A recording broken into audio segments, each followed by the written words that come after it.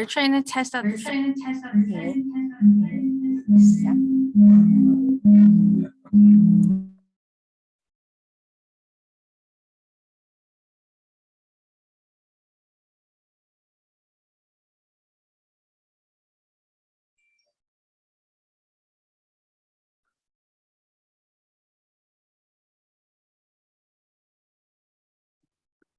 Jonathan, can you hear us in the room when we speak? Do you want me to possibly get started while you continue to troubleshoot if everyone can hear me okay?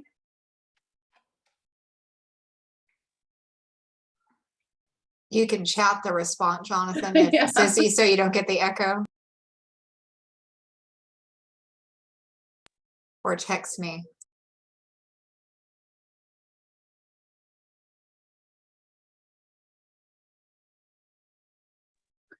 Sarah, do you want her to go ahead and get started since you can hear her, Annika?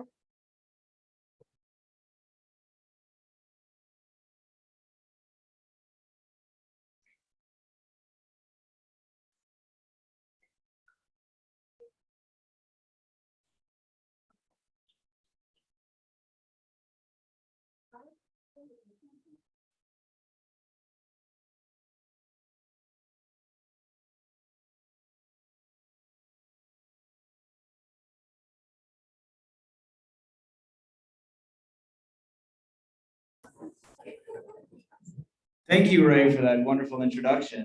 I think Jessica and Annika, I can see your face, Jessica. Can you hear me okay? Yes. We'll Yes, have I to can. Just play with the volume. So you'll hear me, then I'll mute myself, turn it over to you. So welcome everybody to Town Hall, to Budget Town Hall. Thank you for those keeping track. That was 3 different laptops, 4 different cords, and 2 different plugs. So, but eventually we got this. So first thing, we're going to put a new slide in here that says new laptop. In case you're wondering, that's our next budget. So thank everybody for coming and apologize for the technical difficulties. We do have some guests that have joined us remotely. The face you see there is Jessica Lopez. She is our Vice President of Operations. And then I saw Annika Hartunian, she was on there as well. She is the Vice President of Finance for Human Good, and invited her to come share a little bit of information from the Human Good global perspective of what budgeting looked like and some of the impacts and pressures they were seeing. So with that, I think what I'll do is I'll mute myself and turn it over to you, Annika. Let me know if you want me to stop screen sharing, if there's anything you want to share. Thanks, Jonathan. Yes, I do have a quick slide deck that will help. So if you stop sharing, I can share.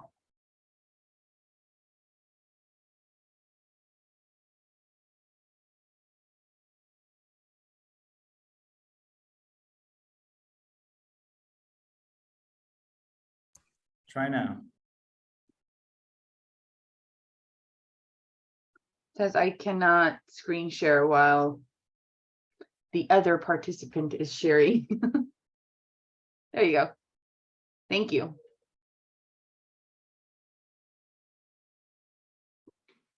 I won't go over all of these slides. I do have a recorded overview that Jonathan can share.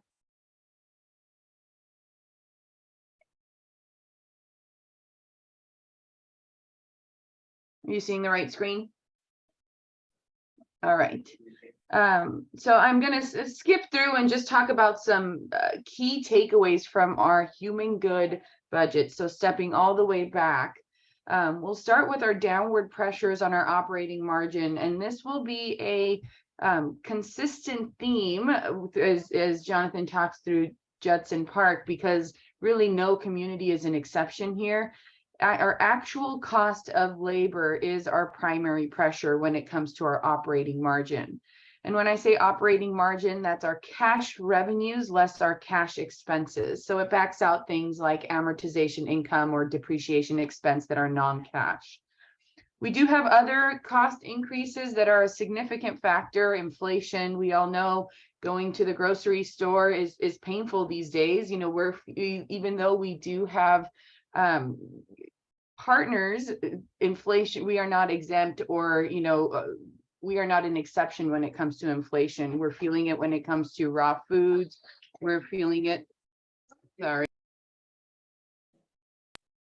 Sorry, I have a sick child at home. But So other cost increases are definitely a factor. Utilities is another area we're seeing significant increases. So we're doing some work around that. But the key takeaway is when you think about what is driving our resident rate increases this year, labor and our team labor, and that includes the salaries we pay out, what we have to pay out to get in outside labor to provide an hour of service when we can't hire our own team members, team member benefits. So all of it, our team member expense is our key pressure. Net cash production is the second primary measure that we look at very closely, and that's our operating margin that we just talked about, plus our net entrance fees. So when we talk about net entrance fees, it's the cash we bring in from entrance fees, less any refunds we pay out in that given year. So operating margin plus our net entrance fees, that's our net cash production. We are projecting almost a $6 million decline in net cash production from our 2022 budgets for our life plan community operations. We'll look at a quick occupancy assumption update and a resident rate increase update for all of our communities. We'll talk about capital. Even though we are experiencing a couple of tough years with our operating margins, our cash position is very strong at Human Good. So our capital reinvestments are ongoing. We're not in a position where we're saying, oh no, we're struggling with operating margin, pull back on everything we're doing. We're not there. And we're not alone when it comes to operating margin challenges. Our competitors are facing the same challenges.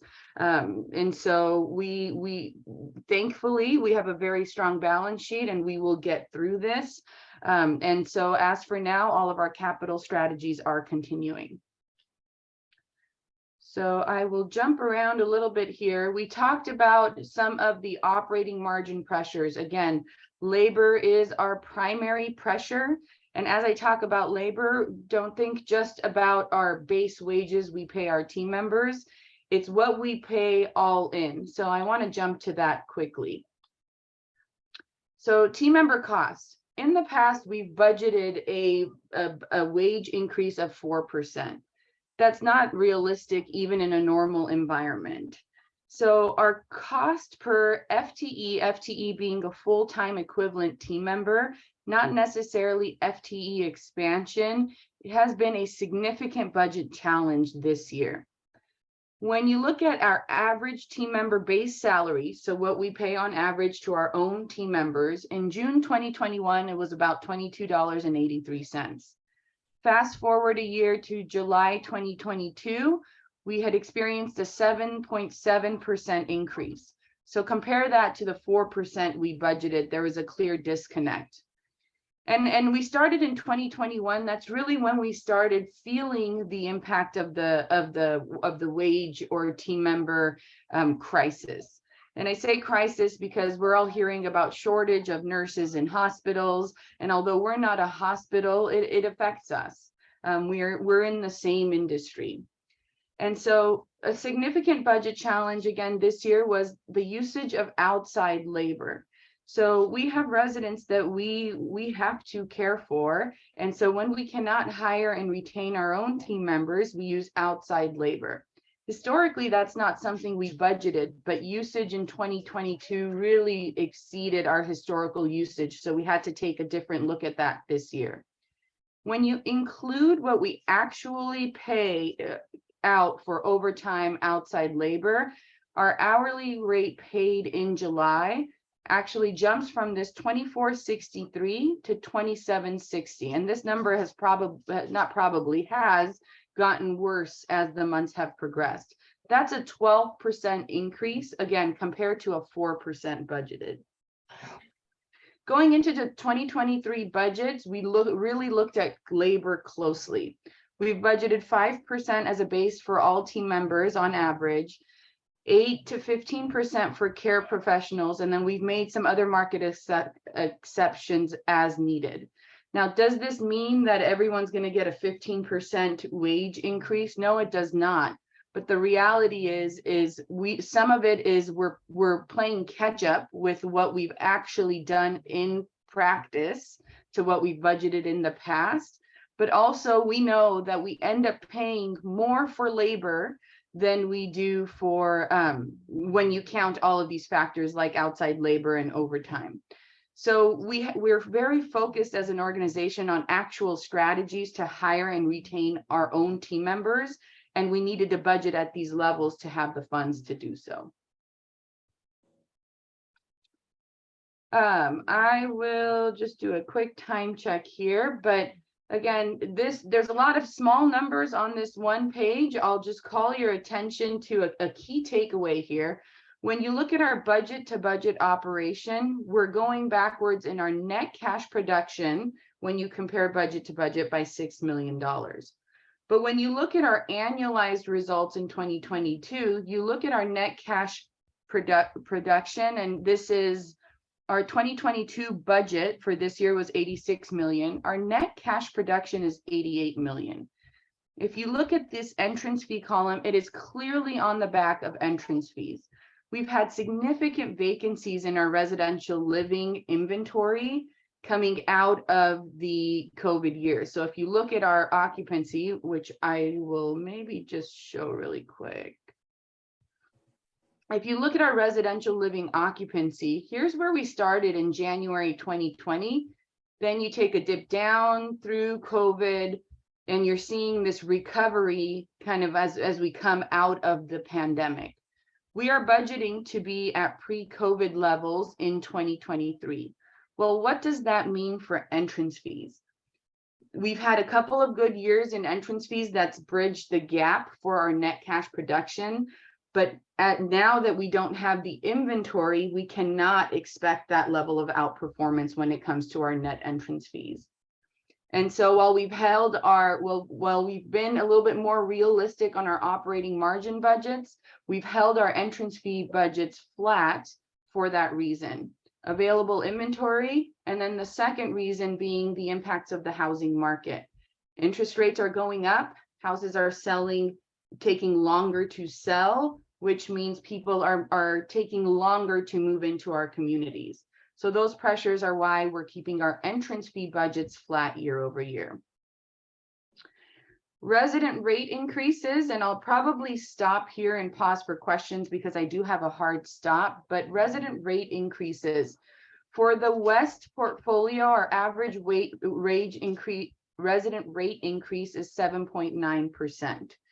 You look at our competitors, we'll call it in range, but at the low end of the range of these increases.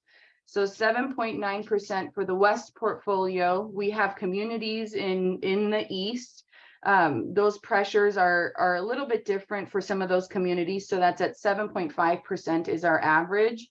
And then we have one community, if you look at this chart and say, well, why does your Terraces of Boise community have a 5.9% if everyone else is above a 7? Well, that's because if you look at their rate increase from last year, they had a market adjustment of 17%.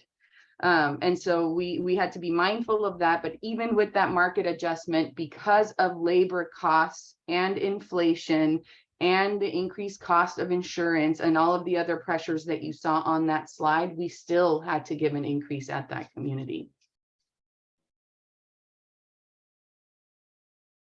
So I will, I guess that we can hit on capital for a minute, because I know that is important to all of us, is what we're reinvesting back into our communities. In capital, again, a lot of numbers on one small slide, but the key takeaway is we are spending, as far as cash out on capital, an additional $6 million when you compare to last year's budget.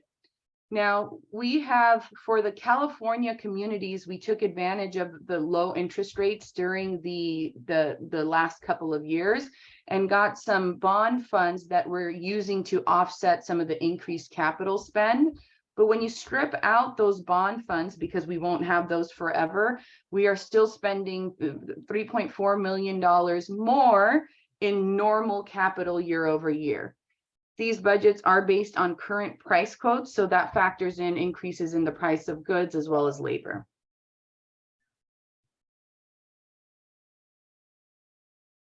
I will stop sharing my screen and pause for questions. I know I went fast. I apologize, but any questions, concerns, comments?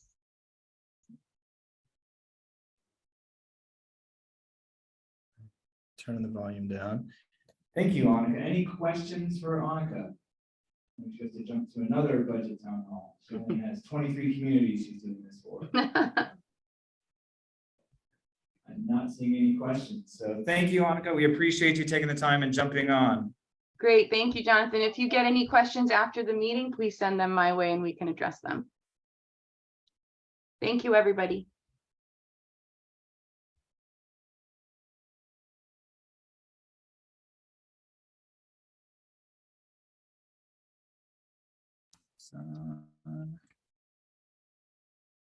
Okay, now everyone on the call should be able to hear me. I had to turn the volume down, but Sarah is monitoring. So if anybody on the call, if you have questions, go to Sarah and she will help get those over to us. I will share my screen again and get back to the presentation. Okay. Everyone can hear me okay? I'm assuming everybody on the call can see okay. So for today's meeting, our agenda today, this will swap over. Annika joined us to give us a high-level view of human good. We'll delve into the 2022 performance for Judson Park. And then after that, we'll go through the 2023 budget, some of the pressures that we saw, what the budget consists of, the different sections so you're aware, a summary of changes, and then a review of everything that's involved in that, and then any questions. So delving into that, our 2022 performance, and I'll apologize, this is going to be a lot of information. So if there are questions, feel free to raise your hand. This is being recorded, so we'll be able to replay it on JP Connect. And then for anybody that's interested afterwards, we'll have this copy put on JP Connect as well as a few copies at the front desk. So our 2022 performance, kind of what Annika was talking about, you can see so far for the year, now this is as of the close of September, October hasn't officially closed yet. For revenue, for the year, we're just about on target. We're ahead of plan by about $13,000. You can see our employee costs, as she was talking about those wage pressures. For the year, we're behind plan about $1 million.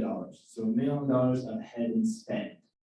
Non-wage expense, about $250,000. So that equates to a $1.2 million deficit on our operating margin. What does that look like? So 1 million, 1.2. You can see cash operations, that's what we just talked about. And then what Annika was talking about with the net entrance fee. You can see our net cash from entrance fees. So when people move in, there's an entrance fee. There are rebates that are paid out, the net of those. For the year, we're ahead of plan 1.8 million. So it brings the net cash production to a positive 600. Operations, net cash. So we were talking about RL, and Annika did a great job telling the story of pre-COVID, and during COVID, we saw the effects across the industry, across our organization, and our bouncing back. What we're seeing in residential is that during those years, we had a slow, but our sales team has had fantastic performance, topping the human good charts for performance. With last year having 32 at the time of this presentation, plus 8. And then this year on track, we've had 32 move-ins with 8 more scheduled by the end of the year. So fantastic growth and progress for the sales team. And what that means for us, I can move Sarah's name out of the way here. What that means for us, and I'll show you a little bit more on occupancy, is that in residential living for the year, we were budgeting that we would get to 151.5. We are averaging 146. So we're behind plan slightly by about 4, bringing a net monthly revenue or net annual revenue of 134 deficit. So residential is slightly behind, and I'll show a little bit about the occupancy, what that looks like. In assisted living, we've had pretty consistent occupancy through the year. Budgeting 28, we've been able to hold 28.7, so slightly ahead. So a positive effect on revenue. But again, echoing what Annika has been talking about with labor, you can see the effects right in here of that labor market. So in assisted living, as we've been raising wages to try and keep up with the competitive market, as we've been using agency, we're seeing an impact, a negative impact of $500,000 just in assisted living. on those labor pressures. So bringing the net or the margin for assisted living to a negative 454. Additionally, in memory care, we budgeted about a 14.5 and are able to run 15, almost 15.5. So consistent occupancy in memory care. So positive revenue, and then in memory care, because we readjusted how we do some of the staffing, so we're running pretty on key in labor for memory care. We're really seeing the impact in assisted living as we have team members that are shared in assisted living and memory support. So in residential living, kind of showing our occupancy. We started just slightly below at 149 for the year. You can see a big dip mid-year, and we're going to talk about attrition. We're really seeing attrition or transitions impact our community. And you can see it right there in the middle of the year. In April, May, June, we had well over 6 people coming out in 1 month. So seeing a major impact in transitions. And what that looks like is for the year, we've had 39 residents in residential living transition. So 11 residents have passed away. 12 residents have transitioned to either assisted living, memory support, or the health center. And 6 residents have moved out, either moved into a family or moved to another local living outside of Judson Park. So 39 for the year. Historically, we were averaging about 22 or 24 a year. So really seeing a big impact in transitions. And as we delve into it and look at what is the cause, what's causing this, we are seeing that our population, the age of our residents, we have residents who have been here for 10, 15, 12 years. We're starting to age. So we're starting to see some of that transition come through. But looking at how we keep pace with this with our sales team. So moving on from residential assisted memory, looking at the health center, if you recall last year, we were really seeing the impacts of the labor market in our health center. And we made the tough decision to close half of the floor in the health center. So we severely reduced our occupancy based on the labor that we were able to maintain. And we were down in the 50s, if you remember, at the end of the year. So for this year, this was after budget had already been planned. So we thought we were going to be able to maintain the budget to 82. And we're averaging a budget of 69, but you'll see we're down almost 13 residents in occupancy, but we're ahead in revenue. And I'll show you what that looks like on another slide. And it's really been because we've been able to really double down on what we call skilled mix, so Medicare and insurance. And just for purposes here, the daily reimbursement rate that we get from Medicaid, so from the state, is about $220, $230 a day. The reimbursement we get from Medicare is almost $700 a day. You have to choose which one would you take. So really a lot of opportunity with those Medicare residents. There's a little bit more risk as we look at bad debt and we look at some of the costs that come with that, therapy and pharmacy, but more opportunity to really grow. And something that the health center team has done well is even though we ramped down occupancy, they've been able to ramp up skilled mix to make up for this lost revenue. The other side of the coin that we talked about, similar to assisted living, health center really saw the impact of employee costs as well. So this increasing wages and agency. You can see for the year, total employee costs, about 376 over budget. So looking at those wages. Ancillary services, because we had a little lower occupancy, they've been able to have some savings there. Expenses are slightly over. So the margin for health center is negative 228 for the year. So really been able to increase that revenue to make it up, and we've been trying to make up since that did in the first of the year as we started. Home care is the next. We've really seen an impact in home care that we were projecting that we would have higher use of home care based on previous years. And with all of those transitions that have happened, those were residents that were on services prior. So what typically happens is we have residents in residential who start getting home care services, and maybe it's something lighter, and then progressively you get more and more services, and then we say, okay, we think it's time when we move to assisted living. With that high number of transitions, our home care occupancy and utilization really dipped. So really saw a decrease in revenue coming through home care. Home care didn't see as big an impact because there's only 2 people. So we really didn't see that large of an impact in home care on labor wages, but they felt it as well. It was really just that loss in service. So home care had a net impact of about 70,000 for the year. So I was talking about occupancy. So this is the occupancy. This is the slide. Realized it. Don't know if I'll be able to get that off the screen. You can see at the top, that's total occupancy. So the green line is what we have budgeted in the health center. Red or pink line is our growth. So you can see we started down in the 50s at the beginning of the year. And the team has really worked to increase occupancy up into the 70s. So trying to approach that 80. And at times we hit 80, and at times we dipped. And the volatility in the health center is that we do about 40 to 50 admissions and discharges a month. So a lot of movement in the health center. And obviously, if you're familiar or you get the emails, you see in the weekly updates, all of the COVID restrictions still apply in the health center. It's a positive case, you now have to do this, you can't do this, people have to admit you have to screen. So really seeing those impacts when we have cases. But down below, if you can see the green line, this is skilled. So this is that Medicare, this is that insurance, that's that higher reimbursement. You can see green is what we budgeted, so about 26.5. And you can see the team really drove to increase that, the blue line, getting up into high 30s, almost 40s at a time. And that's how they were able to really make up that revenue for the lower occupancy. So really a fantastic job by the health center to make that a really drive occupancy. Non-wage expense, so this is supplies, this is everything that is not labor related. You can see our real impacts here, dining. We've been talking about food costs, we've been talking about paper goods. Anybody gone to the grocery store lately? We're really seeing the impact in that food cost and paper good cost in dining, as they're over about 101,000. You can see the other big impact here, utilities. We did see a big impact in utilities as those costs have gone up. And as we shared before, there was a meter that apparently years and years, I think the last we saw was 9 or 10 years ago. There's a meter that somehow stopped working and the utility company didn't catch it. This year they realized it. They came out, they fixed it, they turned it on. So now we're getting that bill. Luckily they're not back billing us. So we're seeing those extra charges as well as rate increases.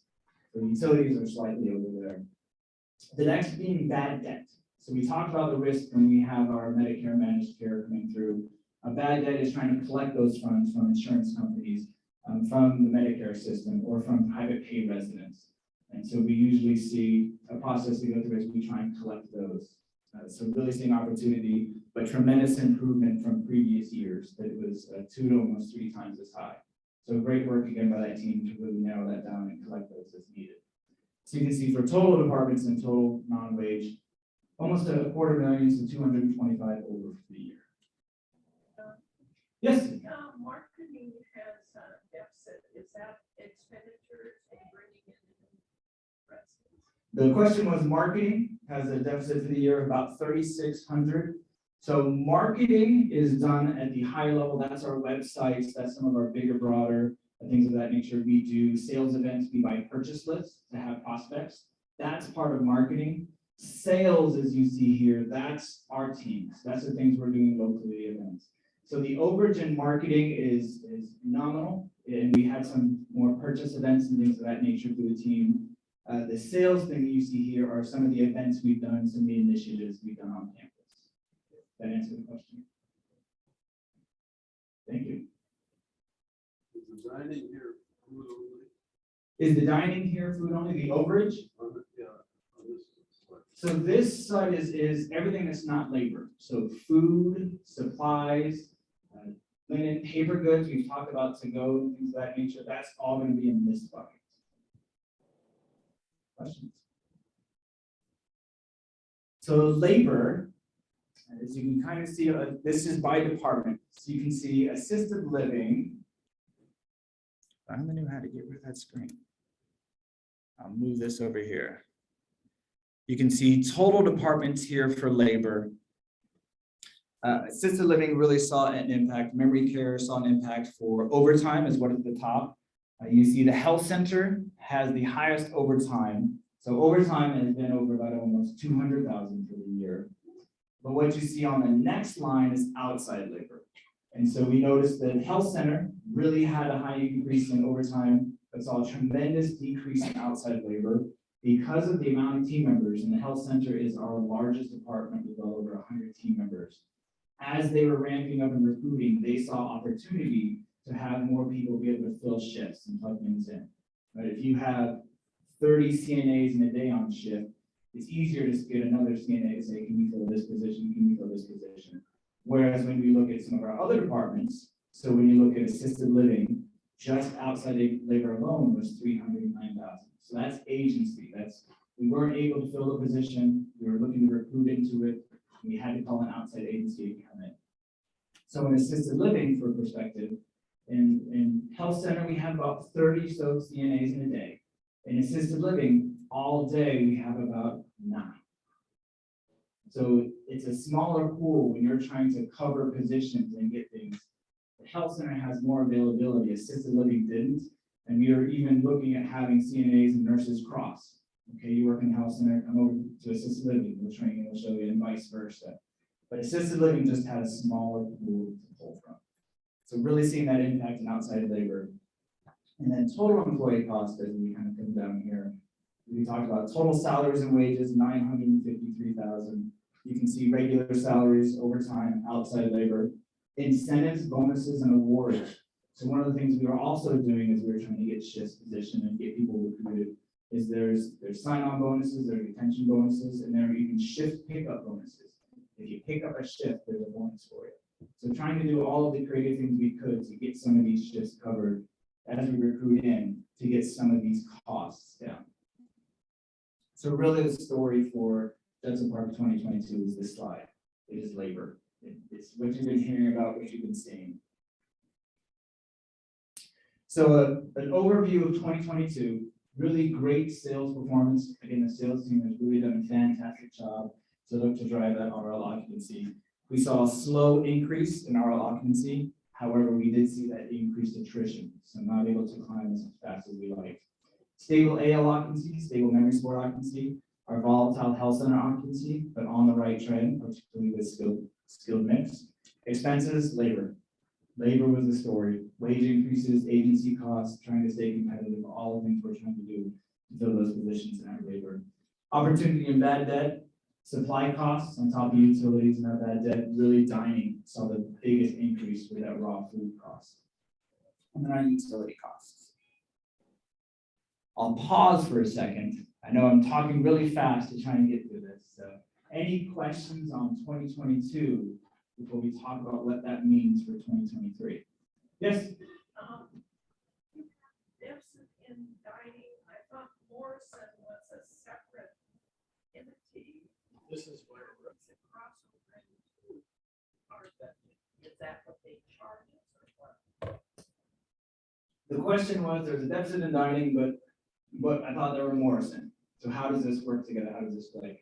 The easiest way to describe it, how I do it, is picture we hire Morrison to manage our dining budget and department. So Morrison, there are several managers, the executive chef, the director, they are managers, but they manage Judson Park's dining budget. Good question. Other questions on 2022? So what happens when Morrison obviously has not done a within budget performance of what we expected? Sure, the question was, so what happens if Morrison doesn't manage the budget as expected? Well, there's conversations along the way, and some of those conversations have been had of, do we adjust services, how do we move things down as needed? So we knew it was coming. We've been talking about it, we've been planning for it and looking at how do we bring that down, just recognizing that if we were to say you shall not ever exceed budget, picture what dining would look like. As anybody who's gone shopping. And we made the conscious decision to say, we really don't want to limit dining that much. We want to try and continue the experience as best we can. But if they were doing it and it wasn't talked about, then there'd be different discussions. Good questions? Other? Okay, so what does this mean for 2023? So how the process works as we get into this is the finance team, as we open budgets, starts to run reports for us. And the reports say, this is how things looked in 2020. This is how things looked in 2021. This was your budget for 22. This is how you're actually performing. If your performance continues to the end of the year, this is where we think you're going to end. They put all that information into an enormous spreadsheet and then say, based on that, here's some options for 2023. That is then sent to the community, so the executive director, the department heads, all look at these and say, well, we know this was a fluke, that's not going to continue. We know this is going to change. We know we want to do this. And we start working through this spreadsheet to develop what our 2023 budget looks like. As we go through this process, this is brought to the directors. This is also brought to the Judson Park residents through our budget and finance committee. This is also shared through human goods, so the finance team looks at each of the departments in human goods, sales looks at it, they make sure this is in line with what's going on, and compare us to other communities to make sure we're not doing anything that is entirely out of whack. So all of these eyes looking at it. Once we finalize it with our campus, with our finance committee and our directors, it then goes to the Human Good Board of Directors along with all of the budgets for each of the communities in the entire organization. The Human Good Board of Directors then reviews it, votes on it and says, yes, this is official and it's finalized. So what we're looking at is what has come out of this whole process. So as Annika mentioned, and she shared in her slides, really the labor market is the biggest impact, and that's really what you're going to see in the 2023 budget. You're going to see the health benefits, you're going to see some of the general supply costs as we go through this. So the different parts of the budget as I go through, in case everybody's not familiar, there's income and revenue. That's driven by occupancy and rates. And then there are expenses, and how we categorize them are wages and non-wage, and that drives the operating margin. Right, as Annika said, revenue minus expense. So some of the changes you're going to see here is there's a slight decrease in our RL occupancy based on what we've done historically. There's a slight increase in assisted living and memory support, recognizing that there is some opportunity to try and increase that revenue to minimize some of the rate increases we're going to see to cover some of that labor and expense. There was an adjustment to assisted living and memory support level of care. We reinstituted our level 5 level of care, and I have a graph or a slide that will show you how this came to be and what really drove that. We adjusted our health center occupancy and payer mix. We increased wages. I guess I should have put this in bold, red, flashing. As Annika shared, wages, some positions 12, 15, 20%. Some positions saw multiple increases throughout the year, really trying to stay with a competitive market. And if anybody's been watching the Seattle wages, the CTEC wages, the Tacoma wages, it has been a very interesting year. Our increased labor, so the things that we did add based on some of the feedback from residents and from Budget and Finance Committee was move the chaplain to full-time. The fitness coordinator was full-time, but there was a fund that offset some of that cost. That fund is stopping this year. And based on feedback, we decided we didn't want to adjust to a part-time fitness, so keeping that, so replacing those funds. And then we added one health center housekeeper to help keep up with some of that discharge admission that we see in the health center. The increased cost of benefits, as Annika shared, and then some increase and decreased costs. So on the slide that will show you by department, mainly dining utilities, as we shared, and then adjusted our home care services. And then lastly, all of that played into adjusting our operating margin. So for 2023, showing our operating revenue going up slightly, about 6.6% to 1.6 million. Total employee costs going up 1.5. Anybody who's good at math? Revenue goes up 1.6, just labor goes up 1.5. That's a big chunk. I guess I should have done the math there, but that's in the 90% of that revenue. And our non-wage related went up by 256. So total expenses went up 1.7, total revenue went up 1.6. So a difference of negative 163. And you can see last year we were budgeting that we were going to have an operating margin of positive 80. Next year, recognizing it's going to be negative 84. And what that means is recognizing there's a lot of change, a lot of things happening on campus. And what Annika mentioned was those decreases in operating margin, that with everything we're seeing, all the pressures we're seeing, to try and maintain or grow operating margin would have been an even larger increase in burden on our residents. So really looking at leveling this going next year and then seeing from next year how we set this up in 2024. So income and revenue, so residential living, we dropped our budget by a half. Assisted living, we increased by 1. Memory, we increased by a half. Health center, we decreased by 6, but I'll show you we increased our skilled mix, so there's higher payers to offset some of that. And what I mean by that is, in the health center, these are different payers. There's private, there's Medicare, there's Medicaid, there's HMO. So you'll see Medicaid, again, that payer of $220 to $230 a day.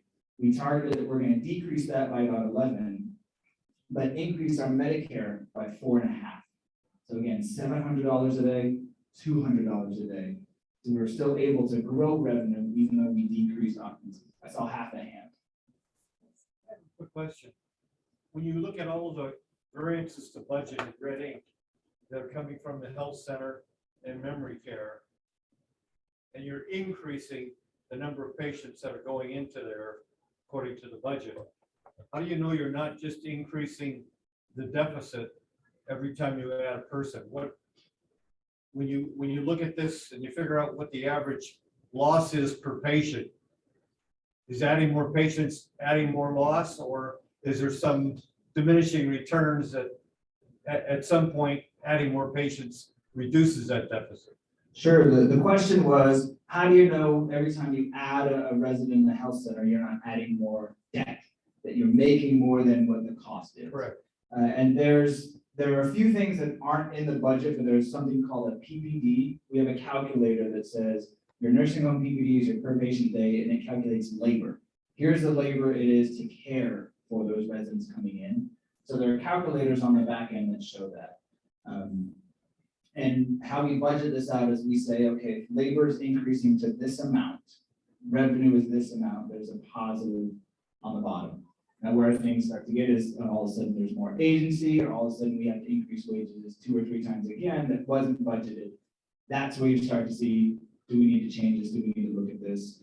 There are some communities that have adjusted their strategy, but do they go for more of those short-term, like we are, skilled mix and insurance? Or do they say, you know what, we're going to go long-term and really tear down our health center?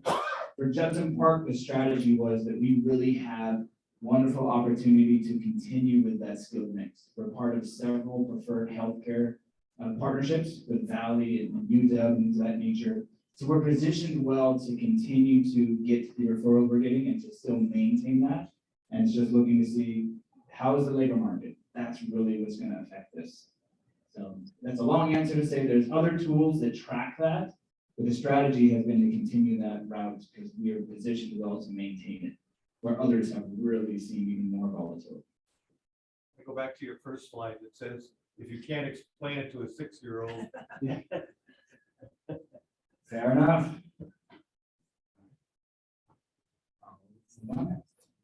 So the revenue by different levels of living, you can see residential living going up about 600,000, assisted living 270, memory 219, health center going up 486. So again, although we decreased occupancy by 6, really been able to increase that revenue with that skilled mix, that Medicare and insurance. So a tremendous pickup there. Home care, recognizing that attrition, we were just not able to sustain what we were before, so slight dip there. Then other operating revenue is, gosh, when you go over in points, if you're renting the guest room, all of those fun things. So a slight increase there. So level 5, as you may recall, midway through the year in July, we made the decision to reinstitute level 5 in assisted living and memory support. So for those of you that aren't familiar, there's an assessment that's done. There's assessment that's done in both of those levels of living. It's done when somebody first moves in. It's done a follow-up 30 days later. It's done annually. And if there's any what we call significant change, so there's a major change for you, we do this assessment. And it assesses transfers, mobility, medication, hygiene, all sorts of things for care. And previously, what happens is we do the assessment and it generates a score. And those scores, based on where you were, put you on the level 1, 2, 3, 4. So as we were going through this, one of the things we recognized and saw is that the chart disappeared. There it is. So this was a chart that we were looking at. I had to black out the residents' names in the apartments.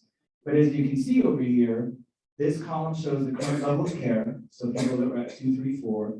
The next one shows their points. The last one shows how many points they were over on level 4. So you can see level 4 capped at 70. You can see some residents were at a 242 points.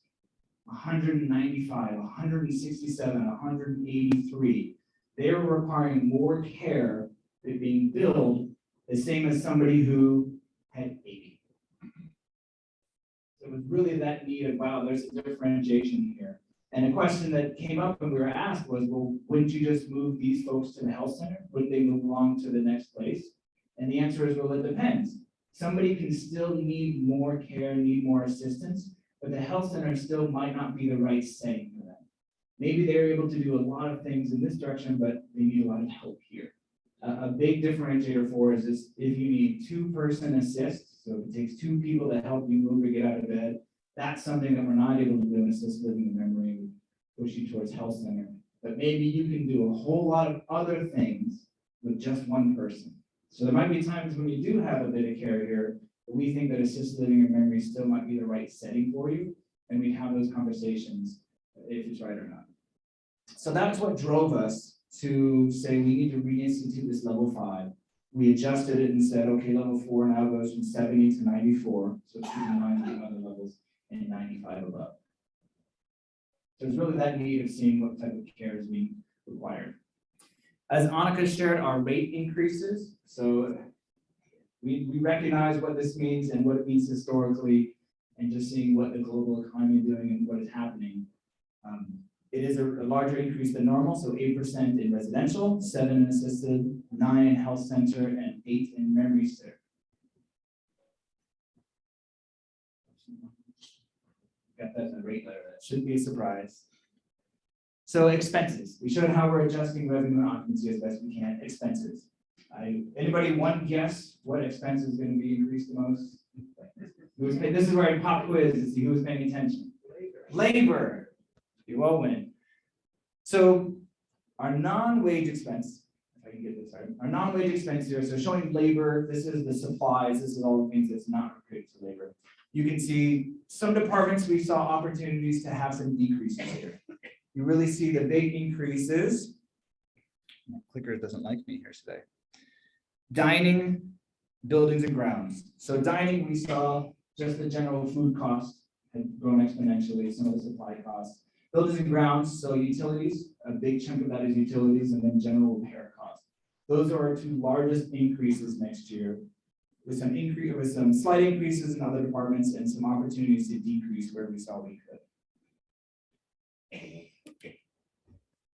Salary and wages, as we talked about, this is going to be kind of the largest. So you can see, I'll skip assisted living and come back to it for a second. You can see just in the health center alone, over $600,000 was the increase in labor. So again, our largest department, well over 100 team members, majority of them clinical, who really saw the competitive labor impact. So a large increase in health center.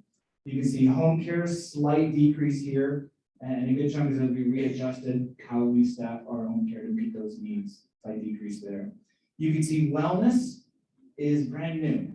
So previously, we had our entire team, our wellness team, all tucked into assisted living and memory support and differentiated out, okay, percentage goes here, percentage goes there. What we did this year to try and make it a little cleaner is we pulled one of those positions out and said, you'll be wellness, and then we'll truly have the hands-on care involved in assisted living and memory. So try to take a little bit of that overhead out to try and get a better picture for assisted living. So that's where you see a slight increase or slight decrease in assisted living, is we pulled some of those positions out. On top of that, we changed how we staff in assisted living. So if we recall, we talked about, we instituted medication techs or med techs. So we did have nurses. We had several nurses, and we adjusted it to now have one nurse and medication techs doing those things that they could.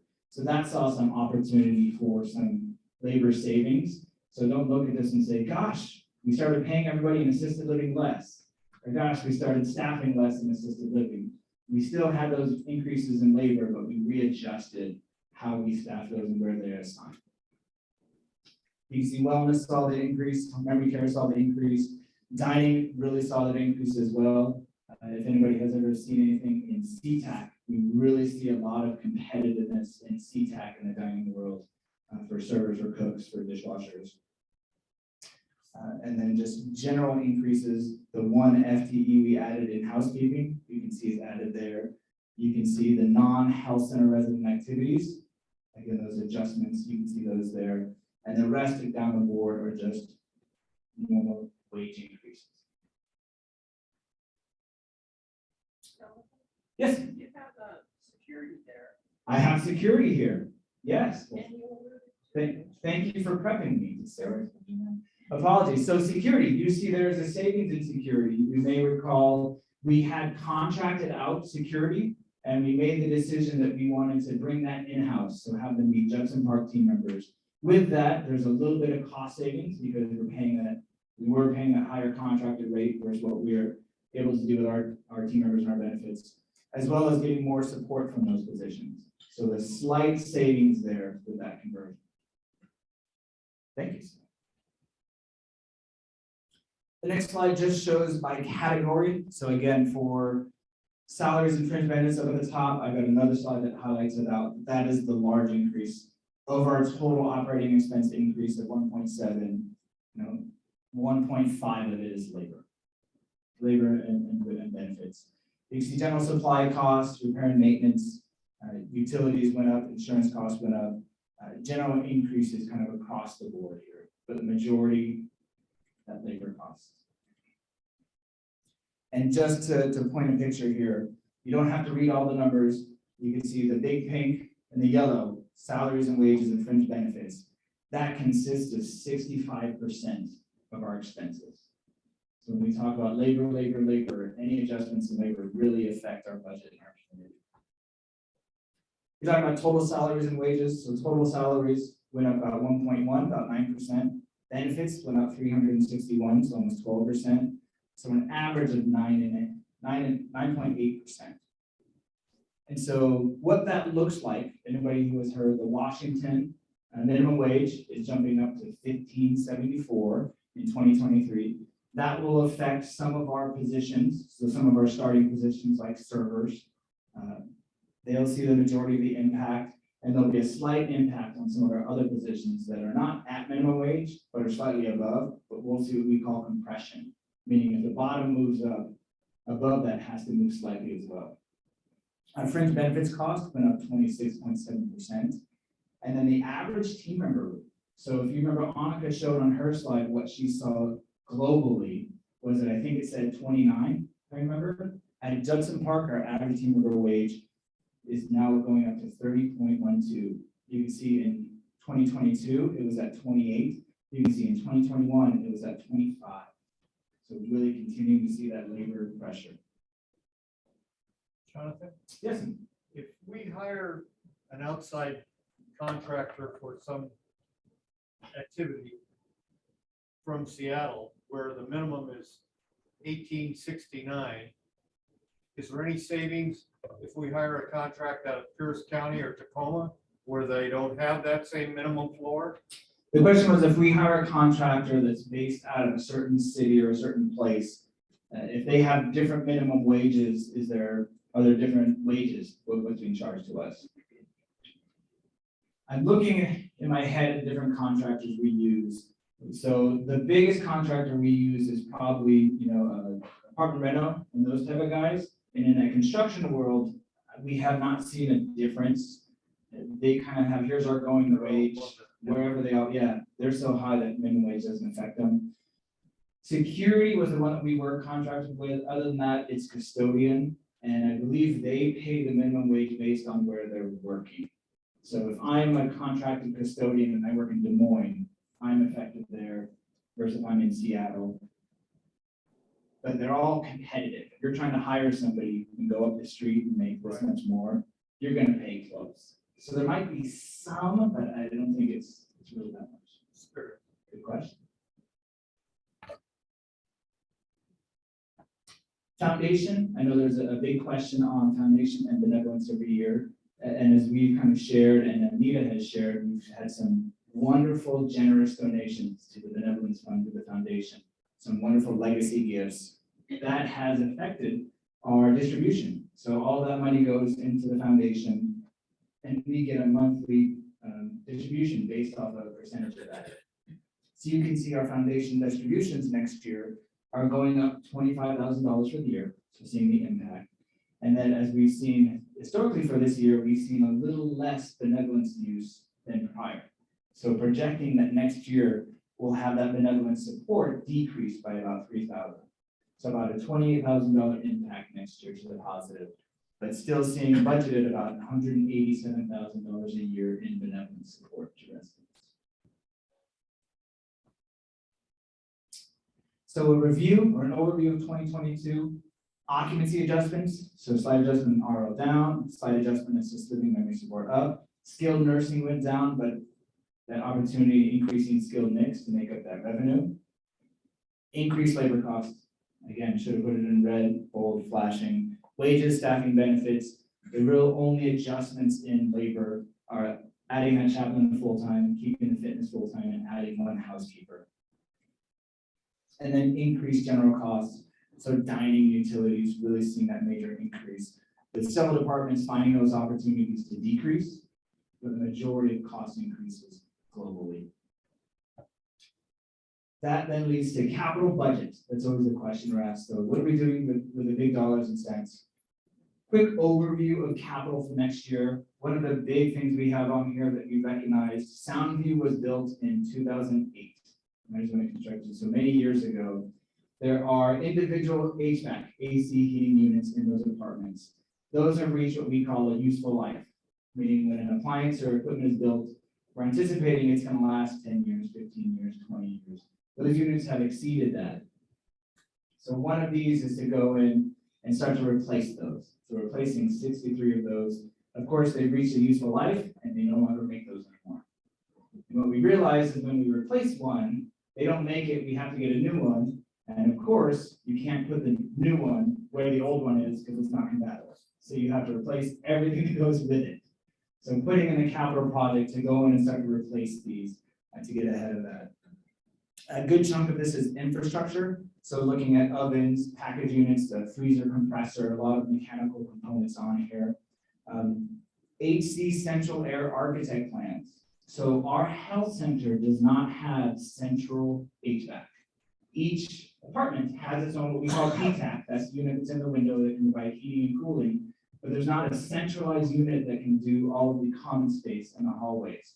This is getting in touch with an architect to work with us and say what is needed to bring this online, to get that central air or central heating online.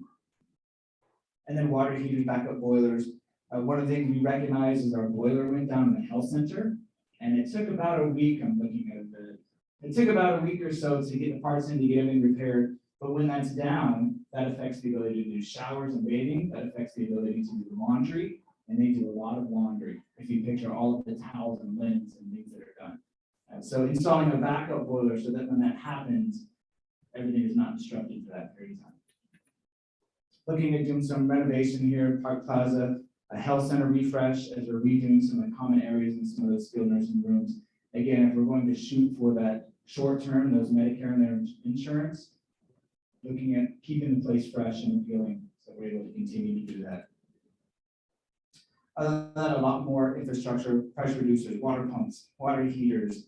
One of the things we did recognize is that our vehicles, the 2003 and 2004, I think they are, the two vehicles, and we're starting to see the maintenance cost of those vehicles, the Avalon and the Highlander, are starting to add up. So looking at replacing that with a new vehicle and looking to get something that is all-wheel or four-wheel drive. Because everyone said it doesn't snow here, but the 4 years since I moved here, there has been quite a bit of snow. So I know that was a lot of information, but to take away the really high level increased labor costs, that is the biggest thing we saw this year, the biggest thing we're seeing next year. Some general increased costs, some occupancy adjustments, and then a slight decrease in our capital funds for projects, but still continuing those refreshes, doing those projects and keeping our infrastructure going. Sue, I see your hand. Why is resident living going down? Is it because it's combined with a certain, or we're supposed to be full? Why is residential living going down? You mean occupancy? Well, budget-wise. Budget-wise? You're saying that it's not going to be increased. Yes. The question was, why are we decreasing the RL budget if we keep saying we're full, if we keep seeing all this great sales progress? It's one of those where we recognize that we've had tremendous sales success this year and last year, but with all the attrition we're seeing, we're not getting to the number we want. So we wanted to set a reasonable goal. So we decreased it slightly because we still need to see that growth. And as of today, we are at 152 in residential, which is fantastic growth. But we do have several people on the list who are already, we know are going to transition. So it's when are the new people moving in? When is their transitions going to happen? And with part of that, we've looked to accelerate the move-in process. So many of you might recall, as you made a deposit and we're looking to move in, we said, okay, you have 90 days, get your affairs in order and move in. We've now shortening down to say, okay, it's 60 days. So how do we get people in quicker to really offset that attrition and keep our occupancy up? Yes, Lynn? Full occupancy this year, is that different from previous years, and if so, like how many? I think the question was, full occupancy this year, is it different from previous years? Is that the Yeah, question? if you're combining apartments. Oh, I think you're asking about our total available apartments. Right. Yes, so about 167 is, I think, when I first, about 4 years ago, we were about 167. I'm looking for Natalie, our historian, and Douglas in the back. Ish, 167. And if I remember, we were really seeing the effects of the economy and really seeing the effects of the competition. And at our lowest point, we had about 32, I think it was, open apartments that we weren't able to sell. And so we started strategizing, saying, how do we want to do this? What's going to make sense? What are our competitors doing? So we saw opportunities to combine some of those smaller, less desirable. So we had 167 available. So today, I think it's 163. 162. So we've combined, I think, 4 or 5 combinations to make it more appealing. So it hasn't had a major impact on our availability to get those apartments full. Yes, Dan? Rentals. How are rentals involved? Yeah. Yes, rentals are involved. They are part of this. How a rental works is when we have our apartments and we look at the condition, we look at some of the apartments and say, you know what, this is something that can be available for rental. So it's not our sound view apartments. It's not the deluxe 4th floor with a major view. These are some of the apartments that we say, we might not renovate this. Let's see if somebody's willing to take it as a rental as opposed to an entry. Rentals are built in when we look at our rates. We look at our occupancy rate, when we look at people who are going to pay. So when somebody has a rental, there's a premium on top of the monthly. And off the top of my head, I think it's at least $500 or more that you pay on top if you're going to be a rental. So that is factored into the occupancy and then factored in when we project our entry fee. But we say, okay, we're going to have 1 rental or 2 rental come in this year. So that's going to affect how much entry fee we get. That answer your question? How many rentals are Oh, how many are there?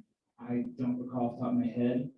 I'm going to go somewhere between 5 to 8. It's not a tremendous amount.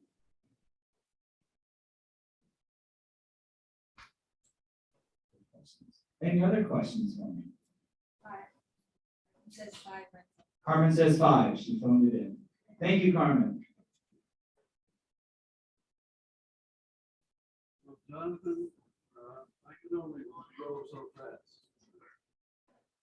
You can only grow so fast? Grow. Grow so fast. What do you It mean? took something like 40 years for Rob Boston, long enough for records to be broken. I don't have 40 years. Things don't look too very rosy. We don't have enough facility to increase there very much, only incremental increases in expense.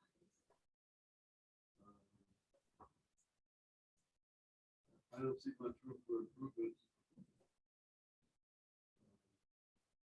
In Canada, 5-8% increases.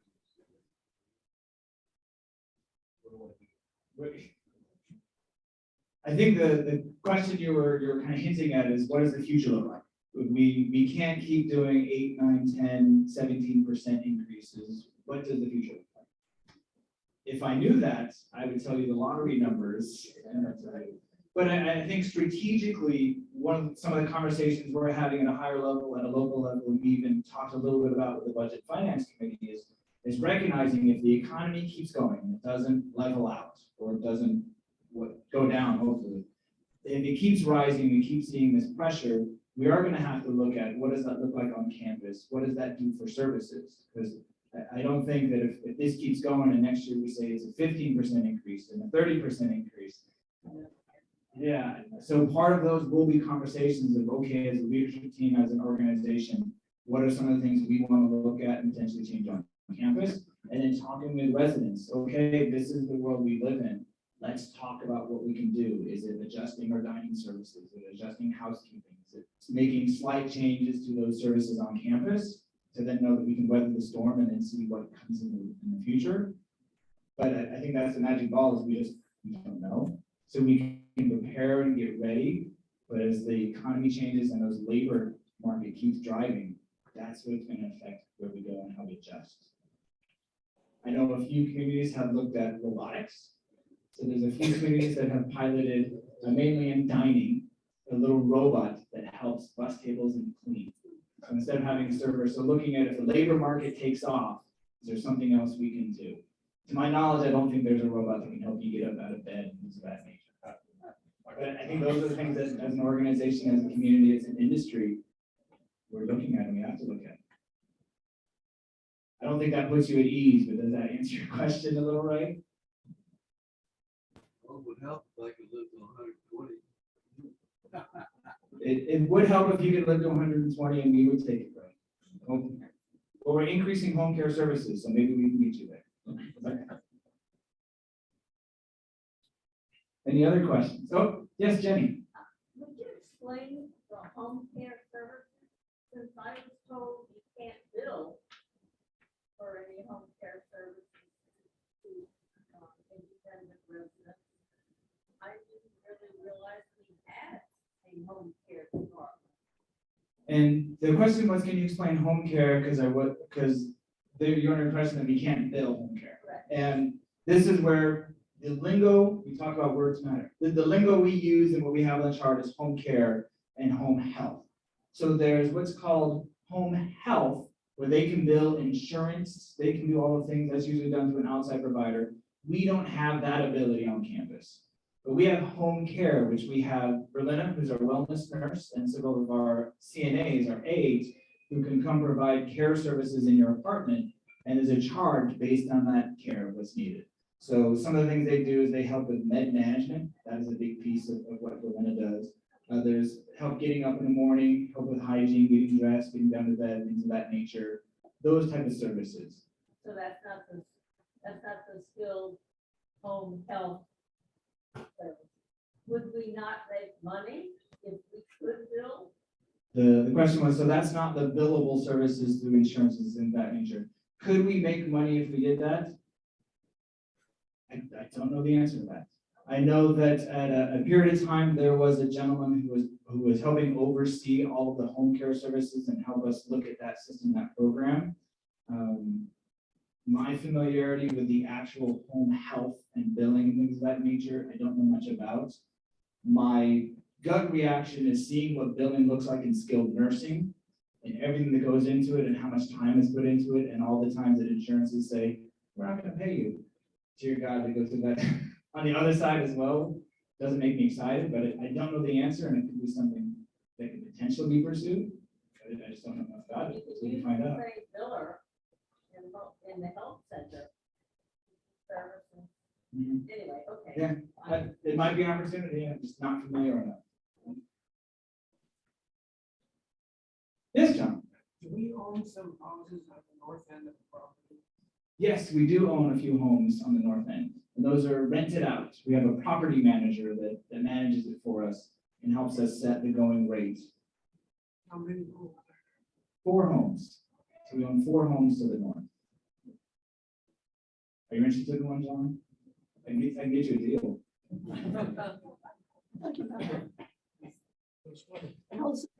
Other questions? For me?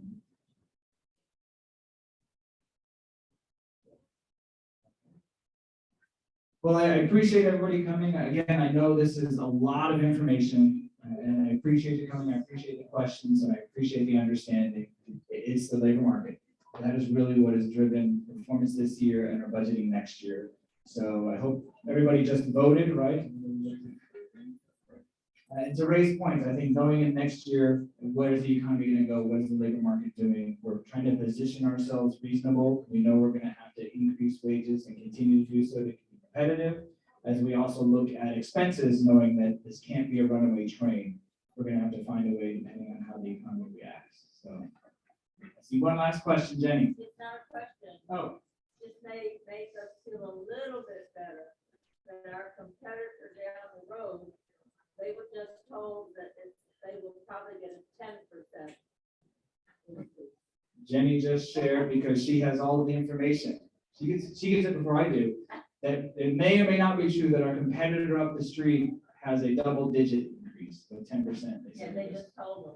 So we're really seeing it across the board in our industry, and as Annika shared, we're in the range, on the lower range, but we're in the range is what we're seeing. So I appreciate everybody coming. If you have any questions, please let me know. As shared, we'll have this up on JP Connect if anybody would like it, and can make a few copies available at the front desk. So thank you. I appreciate you coming. I appreciate the questions.